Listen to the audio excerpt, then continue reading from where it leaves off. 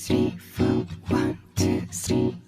너 그래 너 요새 너 조금 이상해졌어 자꾸만 시도 때도 없이 시무 hi guys, welcome back to the channel. कैसे हो आप सब? मैं यहाँ बढ़िया हूँ एंड होप करती हूँ आप सब भी बढ़िया से होंगे। तो आज मैं लोगों के साथ ब्लॉग शेयर कर रही हूँ। तो मैंने रात में ही ये छोले डाल दिए थे, मैं कुछ उसका बनाने वाली हूँ। तो मतलब मैंने यूट्यूब पे ही ऐसे ही शॉर्ट्स में देखा था स्क्रॉल करते टाइम, तो वो मैं आप लोगों के साथ शेयर करूँगी। उसके बाद यहाँ पे हम लोग सुबह खाने की तैयारी कर रहे हैं। तो आज ये आलू ना एक दिन पहले हम लोग ने बॉईल किए थे किसी कारण से, बट वो फिर यूज़ में नहीं आए, तो सोचा आलू के पराठे बना लेते हैं। तो उसमें मैंने सारे मसाले डाल दिए हैं। यहाँ पे मम्मी रोटियाँ बना रही थी, फिर मम्मी का मंदिर जाने का टाइम हो गया तो वो चले गए। उसके बाद मैं यहाँ पे रोटी बना रही हूँ। एंड पहले हम क्या करते हैं, रोटियाँ शाम के लिए सेक के रख लेते हैं और उसके बाद पराठे गरम गरम बनाते हैं। तो हमारे यहाँ दोनों टाइम की रोटी एक ही टाइम पे बनती, हमेशा ही सुबह बन जाती है। कोई ऐसा नाटक नहीं है हमारे यहाँ की गरम गरम खानी है। तो सुबह सब गर्मा गर्म खाते हैं, शाम को सुबह वाली रोटियाँ ही खाते हैं, सब्ज़ी बस बनानी होती है एंड घी लगा के रखते हैं हम। तो यहाँ पे हमारी सारी रोटियाँ बन गई और मम्मी आलू नहीं खाती हैं तो पराठा भी नहीं खाएंगे आलू का, तो उनके लिए भी मतलब पराठा वगैरह सेकने से पहले ही हम रोटियां बना लेते हैं। तो सारी शाम तक की बना लेते हैं। तो यहाँ पे रोटियां बन गई हैं और इसके बाद हम बनाना चालू करेंगे आलू के पराठे। तो यहाँ पे शशांक भी पापा भी दोनों जन बैठ जाएंगे। नरहम अभी स्कूल गया है तो वो अभी आएगा तब उसको पराठा खिला दूँगी। मैंने जो बॉयल आलू है ना उसको मैश कर लिया, इसमें प्याज डली है, लहसुन डली है, धनिया पत्ती डली है एंड बेसिक मसाले जितने भी होते हैं वो सारे मसाले डले हैं, अमचूर पाउडर वगैरह डाला है। तो उसकी ना हम लोग पहले ऐसे गोल गोल मतलब लड्डू जैसे बना के रख लेते हैं।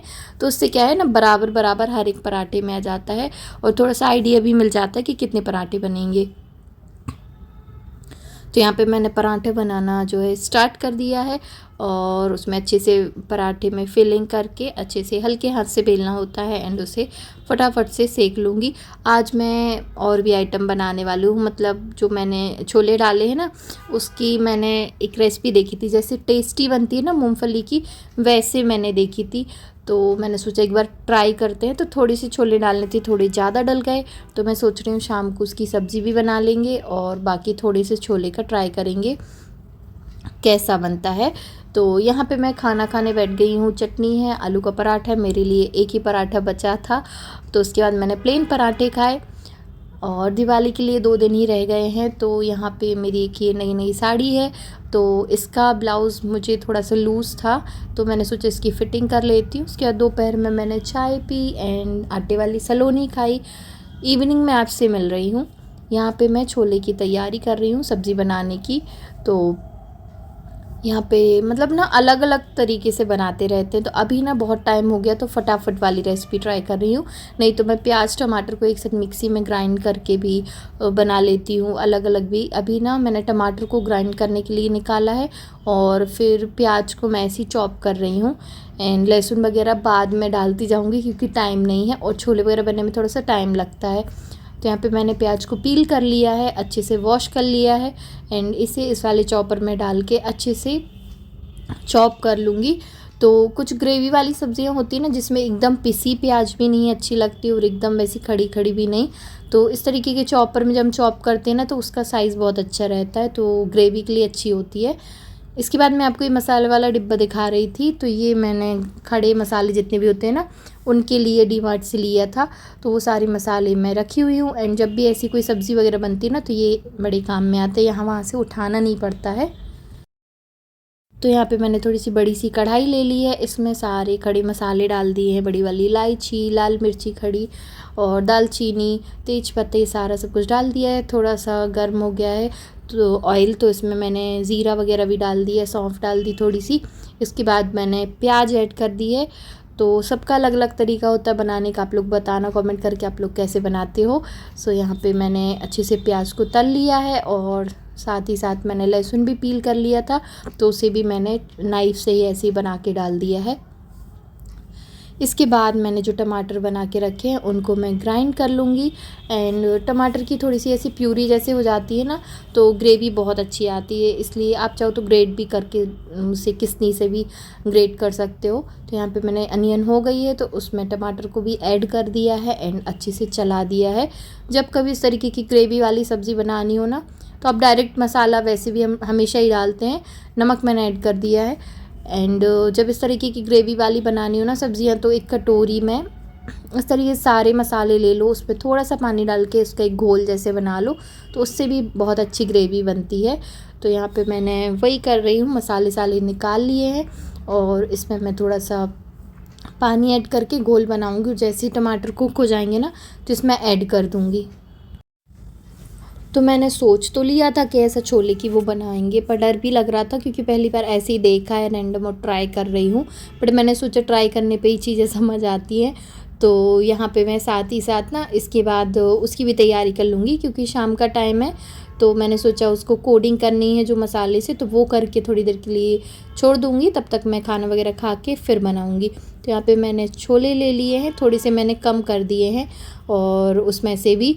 और यहाँ पे आप अदरक लहसुन का पेस्ट डाल सकते हो, मेरे पास टाइम नहीं था तो मैंने इसी अदरक को थोड़ा सा ग्रेट कर लिया है एंड लहसुन मैंने नहीं डाला है। मम्मी खाएंगी नहीं क्योंकि बेसन डालेंगे एंड दही डालेंगे तो वो दुधल हो जाएगा। तो यहाँ पे मैंने छोले में अदरक ऐड कर दिया है, दही ऐड कर दिया है एंड इसमें हम सारे मसाले डाल देंगे, लाइक गरम मसाला से लेके सारे जितने भी जो मसाले हैं, अमचूर पाउडर भी डाल दो, चाट मसाला भी डाल दो, जितने मसाले आपको डालना सब डाल दो। उसके बाद थोड़ा सा बेसन भी डाल लो एंड इसके बाद अच्छा मतलब कोट हो जाना चाहिए अच्छे से। तो यहाँ पे मैंने सारे मसाले डाल दिए हैं एंड इसको अच्छे से फिर मैं हाथ से ही मिक्स कर लूँगी। नमक भी डालना है, थोड़ा बहुत काला नमक भी डाल दो।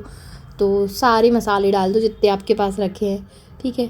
तो बनाना मत ट्राई मत करना क्योंकि मुझे नहीं पता ही कैसा लगेगा, मैं तो बस ऐसे ही बना के देख रही हूँ क्योंकि मुझे थोड़ा सा कुछ नया दिखा। तो यहाँ पे मैंने नमक वगैरह डाल लिया, अभी इसे हाथ से अच्छे से मिक्स कर रही हूँ एंड इसके बाद मैं इसको ढक के रख दूँगी थोड़ी देर के लिए, जब तक मैं खाना वगैरह खाऊंगी। तो यहाँ पे अच्छे से ग्रेवी जो है हमारी हो गई है एंड यहाँ पे मैं धनिया निकाल रही हूँ। धनिया को अच्छे से मैंने सुधार लिया है और मैं ना छोले मसाला डालना भूल भी गई थी और मुझे लगा है नहीं, तो मैंने पहले नहीं डाला। मैंने और हमने खा लिया खाना, उसके बाद मैंने सोचा एक बार देख लूँ फ्रिज में, तो वहाँ पे मुझे मिल गया और पूरा पैक रखा हुआ था। तो फिर मैंने शशांक के लिए वो वाला छोले मसाले डाल दिया था। बाकी ऐसा कोई रेसिपी बनाओ ना तो उसके लिए जो मसाला बनाया गया है ना वो डालो तभी टेस्ट आता है। तो छोले मसाले की ना कमी थी खाने में सब्ज़ी, तो वो डालो ना तो बहुत अच्छा रहता है। तो यहाँ पे मैंने छोले थोड़े से ना टेस्टी बनाने के लिए मैंने वो किए थे ना बॉईल, तो ज़्यादा सीटी नहीं ली थी क्योंकि उन्हें फ्राई भी करना था। तो मैंने इसलिए उनको थोड़ा सा कटोरी वगैरह से दबा दिया था ताकि वो ठीक दिखें, ग्रेवी सी दिखे। और फिर उसके बाद मैंने डाल दिया है और पानी डाल दिया है, तो सब्ज़ी कुक हो रही है। यहाँ पे मैंने कढ़ाई रख ली है और ये देखो मैंने यहाँ पे एक एक उठा के इस तरीके से डाल के देख रही हूँ कैसे क्या बनते हैं। तो मैं आपको इसका रिज़ल्ट बताती हूँ। ये बने तो ठीक हैं, टेस्ट में भी ठीक ठाक ही हैं, पर ये ना क्रिस्पी नहीं हुए हैं, कड़क नहीं, एकदम सॉफ्ट ही हैं क्योंकि जो मूंगफली होती है ना वो ड्राई होती है और ये छोले खुद भी मतलब थोड़े सॉफ्ट हैं, गीले हैं समझ लो, और ऊपर का बेसन वगैरह जो मिला है वो भी गीला है। तो ये ना क्रिस्पी नहीं हुआ है, पता नहीं उसकी क्रिस्पी थे या नहीं, वीडियो में थोड़ी देख के पता चलता है।